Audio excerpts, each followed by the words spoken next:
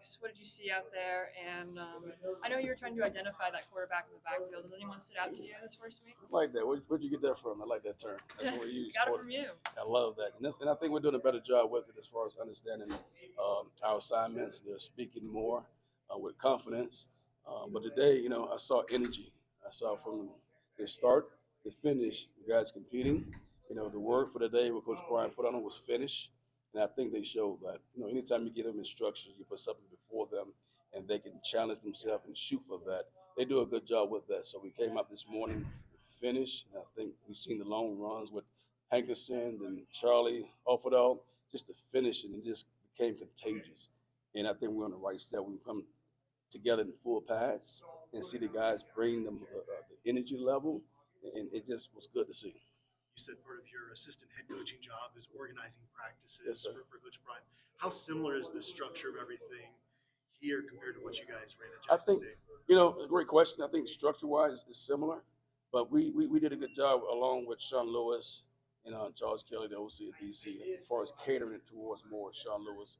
We knew as far as our structure, the way we do things, the certain periods was very adequate, but we knew that with Sean Lewis, you got to add a different element. He needs to go through that fast tempo every day. So we made sure we had periods that's going to be conducive for what he's trying to get done. And the same thing with Coach Kelly, on defense, he comes from that Nick Saban tree. So there's a lot of terminology, a lot of communication that goes on. So we had to have certain periods where they're able to slow it down, teach the game, and then speed it up. So now, even though Sean Lewis is getting everything he needs, but Coach Kelly is also preparing for that TCU game, that fast tempo, and be able to get his guys to communicate in a fast pace. So to answer your question, the structure is the same, but we was able to add different elements to get what we need for offense and defense. Coach, have you been or ever coached an offense that's as fast and as complicated as Sean Lewis's can be? It's really not complicated. It's to the point where you don't want to be you want the simplicity, so you can play fast. So we try to make sure we have plays that we rep every day, but the plays that we have is effective where it's conducive what we're trying to get done as far as the guys in the box. So it's going to be a good play majority of the time. If the quarterback makes the right read, it's going to put us in a better situation to have success. Now I had an opportunity to work with Lane Kiffin and Kendall Browns. Kendall Brown, Sean Lewis come from that same tree, so I was able to get adapted to the terminology and the fast tempo. At FAU, the first 2 years, we had the same tempo. We kill guys. And you defeat the defense by playing fast.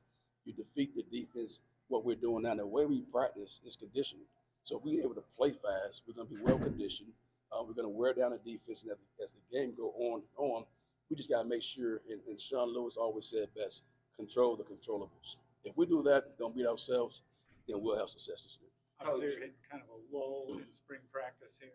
What was your message to your guys as far as maybe building, maintaining what you did this first week, Yes. Before you come back again? Yes, absolutely. That's the message as far as don't lose what we poured into you, especially from the assignment part.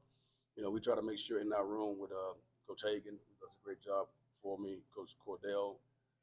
We have 3 guys in my room where I'm able to help do other things, and they also help teach the game in the running back room. So we try to make sure we have rules. We try to make sure we have things that they can remember to play fast to help them out to have success. So we want to make sure that we had 4 practices, 3 installs. Make sure you continue. First and foremost, stay safe. Don't go do anything that's going to be detrimental to yourself in the program.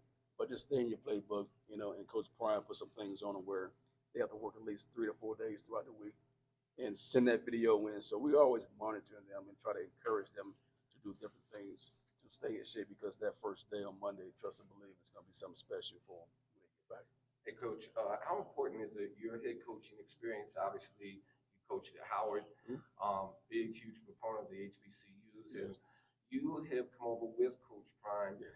And this seems like, how committed are you guys between now and April 22nd? What are you guys trying to do? Give us your game plan of what this next 30 days kind of looks like before the spring game. I think it's just trying to get to where we want to be as far as competition-wise and dominate. Coming from where I come from, I've been around a lot of coaches, a lot of head coaches, assistant coaches, but working with Coach Prime at Jackson State is the first time I was able to get around someone that think differently, that drives me, that continues to put me in a position where I can have success and let me be who I am. And this profession is hard to find. And I think he did a great job. We have a great staff. This is probably one of the best staff I've been around in my 20 years of coaching, just from the OC, DC, and guys, even the guys that the GAs and the volunteer coaches. I think we did a good job for our selection of coaches.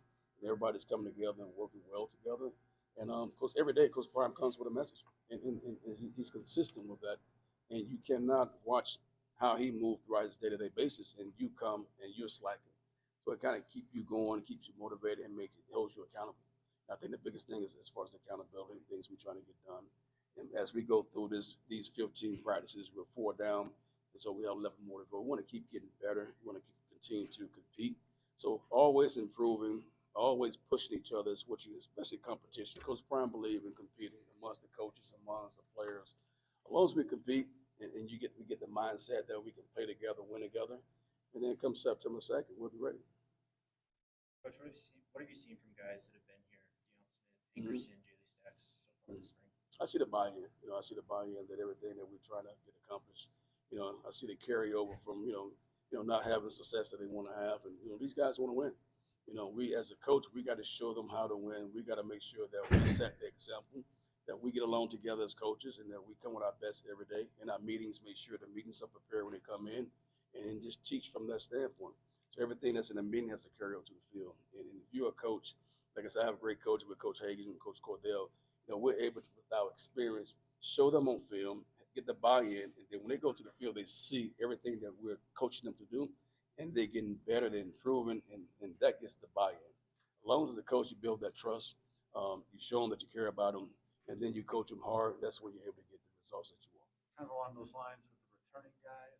A few weeks back, Sean was telling us about how he wasn't really watching any film of the returning one, kind of a blank slate. Have you watched those guys, or have you kind of also taken that blank slate? I watch a little to see what type guy they are, but I didn't watch much. I didn't judge them based on their past experience. I just don't think that their results in the past is going to be indicative of their future earnings. I want to make sure I give them a fair evaluation. We want to make sure, we've been shorts for a long time. Today was the first thing to pass, that we don't jump the gun and say what they cannot do. Just go through the process and take care of itself. And I think today showed that, once the pads come on, the energy level goes up, and the competition rises also. And I think the guys did a great job as far as stepping up to the challenge. You mentioned Coach Hagan a couple times. Yeah. How has your personality meshed with his? No, I think it's good. We come from that same tree. I was able to go to Howard University and win early in college and win a national championship. He was here during the championship days. Anytime you have someone with that type of pedigree, that understanding and have that championship mentality, you're able to show someone, where you're going because you've been there. And I think he does a good job as far as understanding the Colorado culture. He knows what it takes to win, and he don't deviate from that. He don't accept anything less than that. So I learned a lot from him as far as understanding what goes on here. He's well tied in. So I always want to make sure he's connected to pour that into the individuals. And then we just continue to grow as a staff in the running back room. And they see how well we get along. If we can't get along, I can't go in. It's not about me. I don't like just using the word I. I have to show that I'm able to work as a team to get them to buy in. So they have a leadership as a group. And they grow together. And someone in that room leads, but they all work together and have the same mindset. Just two questions. Your early observations on Dylan Edwards and Deion Smith.